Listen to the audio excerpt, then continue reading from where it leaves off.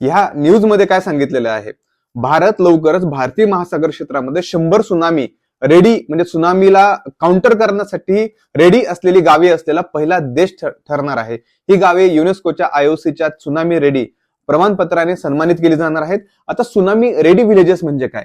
ज्या गावांमध्ये सुनामी विषयी उच्च जनजागृती व एस्केप रूट त्यासोबतच 24/7 चेतावणी प्रणाली, मॉक ड्रिल्स म्हणजे सराव, स्थानिक समुदायाचा सक्रिय सहभाग असतो, अशा गावांना सुनामी रेडी विलेजेस असं म्हणतात.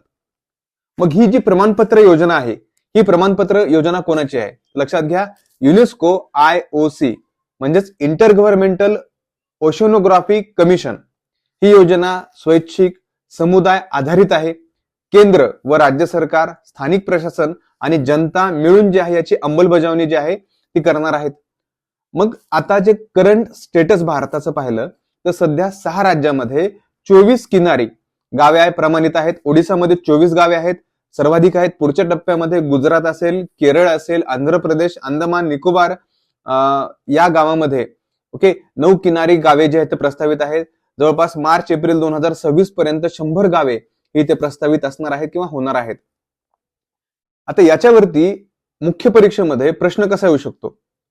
आता समुदाय आधारित आपत्ती व्यवस्थापन हे आपत्तींचे परिणाम कमी करण्यासाठी सर्वात प्रभावी साधन आहे.